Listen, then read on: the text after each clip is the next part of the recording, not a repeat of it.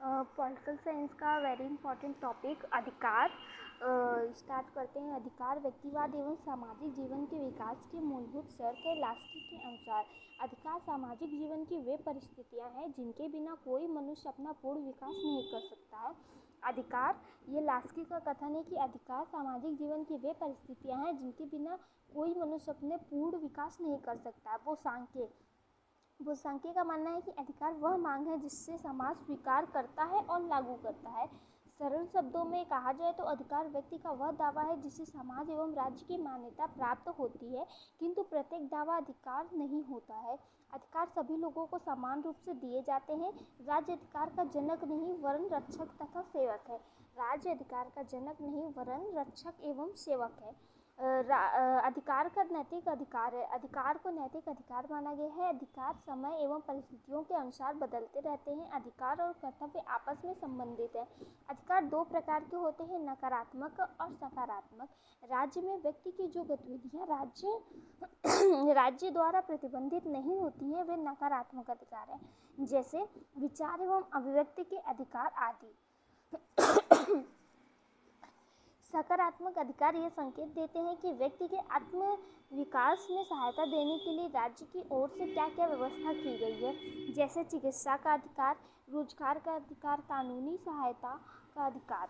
अधिकार के उदारवादी सिद्धांत के अंतर्गत निम्न सिद्धांत आते हैं: अधिकारों का प्राकृतिक सिद्धांत, अधिकारों का कानूनी सिद्धांत, अधिकारों का ऐतिहासिक सिद्धांत, आदर्शवादी या नैतिक अधिकारों का सिद्धांत, अधिकार का लोक कल्याण की सिद्धांत। अब पढ़ेंगे। नेक्स्ट टॉपिक है राजनीतिक समाजीकरण। आधुनिक राजनीतिक सिद्धांत में राजनीतिक समाजीकरण एक प्रमुख और महत्वपूर्ण अवधारणा है। रूस तथा अल्थॉफ ने समाजीकरण की परिभाषा देते हुए कहा है कि राजनीतिक समाजीकरण वह प्रक्रिया है जिसके द्वारा व्यक्ति राजनीतिक व्यवस्था के बारे में जानकारी पाता है, जो उसके राजनीतिक ज्ञान और राजनीतिक घटनाओं के विषय में उसके संबंधों को सुनिश्चित करता है। डेविड स्टेन का कथन है कि राजनीतिक समाजीकरण में वे विकासशील प्रक्रियाएं हैं जिनके द्वारा लोग राजनीतिक गतिविधियों की ओर आकर्षित होते हैं तथा अपने व्यवहार को सुनिश्चित करते हैं। नेक्स्ट टॉपिक है राजनीतिक सहभागिता। आलमंड और पावेल ने राजनीतिक सहभागिता का अर्थ स्पष्ट करते हुए लिखा है कि शासन प्रणाली में निर्णय करने की विधि से समाज के लोगों का संबंध होता है। हिंज एलाउ के अनुसार राजनीतिक सहभागिता का अर्थ होता है जनसाधारण के निर्णय निर्माण की प्रक्रिया अथवा नीति निर्माण में संलग्नता। इस प्रकार राजनीतिक सहभागिता लोगों द्वारा उन राजनीतिक क्रियाओं जैसे मताधिकार का प्रयोग, राजनीतिक दलों की सदस्यता, सार्वजनिक मामलों में अपने विचार को प्रकट करना आदि के संबंध में रखती है। नेक्स्ट है राजनीतिक विकास।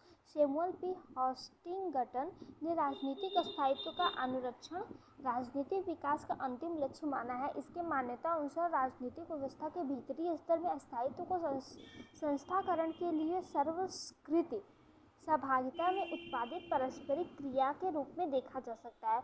हॉस्टिंगटन ने राजनीतिक विकास के मूल तत्वों के रूप में दो पक्षों पर बल दिया है। पहला पक्ष है कि राजनीतिक व्यवस्था में उच्च स्तरीय संस्करण तथा लोक सहभागिता का बढ़ता हुआ स्तर। दूसरा है राजनीतिक व्यवस्था तथा सामाजिक संरचनाओं में प्रत्येक स्तर पर निर्णय प्रक्रिया के जन सहभागिता को स्थायित्व प्रदान करता है। लुसियन डब्ल्यू पाई ने राजनीतिक विकास की तीन मुख्य विशेषताओं का उल्लेख किया है: समानता, क्षमता, विशेषीकरण। निर्वाचन प्रक्रिया क्या है?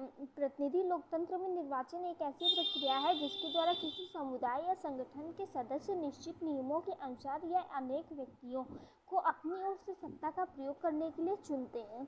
आधुनिक युग में निर्वाचन राजनीतिक प्रक्रिया का एक महत्वपूर्ण अंग है। निर्वाचन के मूलतः दो तरीके होते हैं, एक प्रत्यक्ष, दूसरा अप्रत्यक्ष।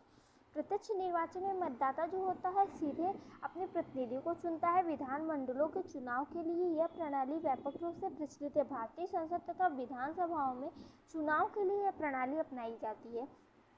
अप्रत्यक्ष निर्वाचन में मतदाता सीधे अपना प्रतिनिधि न चुन करके बल्कि निर्वाचन गण का चुनाव करते हैं जो आगे चल के अंतिम प्रतिनिधि का चुनाव करता है। मताधिकार के क्या है सिद्धांत है? मताधिकार के सिद्धांत निम्नलिखित है: जनजातीय सिद्धांत, समानता सिद्धांत, प्राकृतिक सिद्धांत, वैधानिक सिद्धांत, नैतिक सिद्धांत। कुछ परिभाषाएं: मैरिस गिनबर्च के अनुसार जब अनेक व्यक्तियों के मन में परस्पर क्रिया करते हैं तो उनसे जिस सामाजिक तत्वों का निर्माण होता है वो लोकमत होता है। लॉवेल के अनुसार सार्वजनिक या जनमत होने के लिए किसी भी मत को वर्गीय, सांप्रदायिक नहीं वरन राष्ट्रीय होना चाहिए। लॉर्ड ब्राइस के अनुसार जनमत मनुष्य के उन विभिन्न दृष्टिकोणों का योग मात्र है जो उन सार्वजनिक हितों में संबंध विषयों में रुचि रखता है।